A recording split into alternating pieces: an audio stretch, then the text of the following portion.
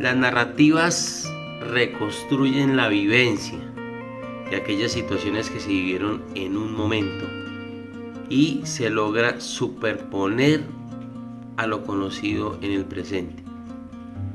Esos cuestionamientos dan uso al conocimiento de la historia. ¿Por qué y para qué se requiere saber esa historia? Revivir lo que fue oculto adrede rompe el interés por olvidar y ocultar sobre todo lo que en Latinoamérica será el principal objeto de estudio en el trabajo de memorias por parte del alumno.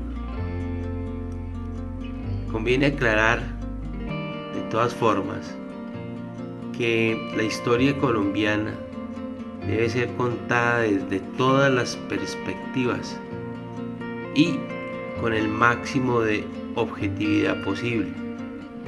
Especialmente en Colombia han presentado violencia muchas facciones, muchos grupos con intereses políticos, económicos y delincuenciales.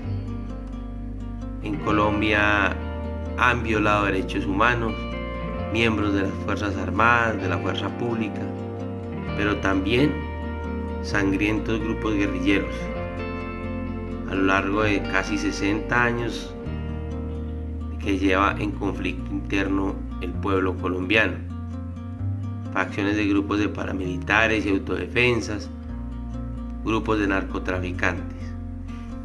Todas esas experiencias han marcado el triste derrotero de la historia y una construcción fragmentada de esta, dependiendo de la facción quien lo escriba, lo diga o lo analice.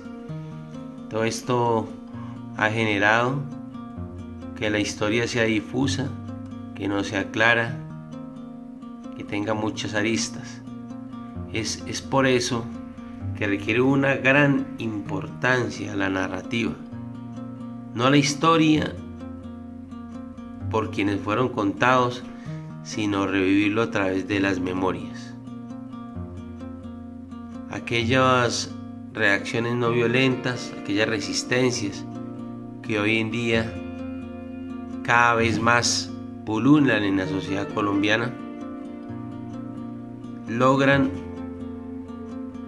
cohabitar en medio de escenarios violentos, pero estas resistencias no violentas se caracterizan precisamente por eso, por ser persistentes, muy valientes y usar una simbología fuerte que da mensajes a las masas y a las autoridades políticas, soportando un éxito a la temporalidad y utilizando simbolismos que marcan hitos en la historia, donde se puede restaurar esos derechos de las víctimas. En estas resistencias no violentas, usando el arte, las imágenes, los archivos audiovisuales, la narrativa,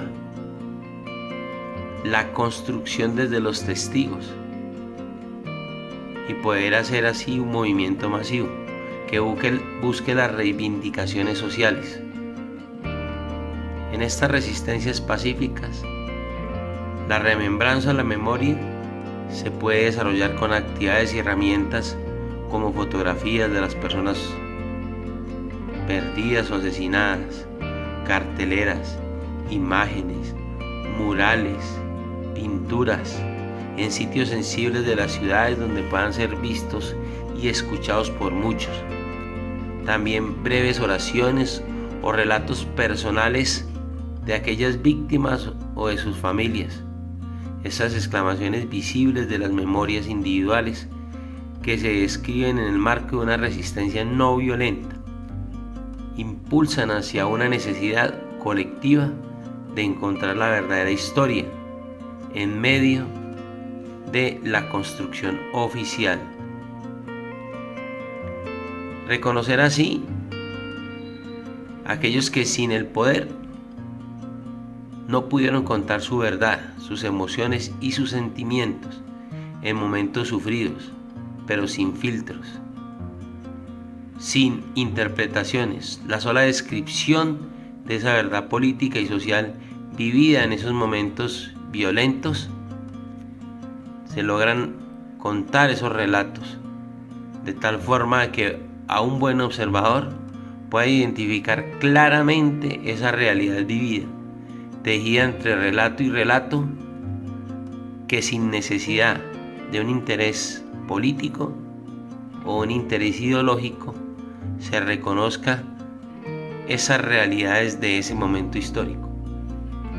Allí nace la importancia de la remembranza, de la memoria sobre la historia, relatadas a veces por personas desde la frialdad y desde una evaluación distante en anaqueles o documentos, donde han tratado de describir la generalidad del conflicto y momentos en sitios geográficos desconocidos e interpretando el sentir de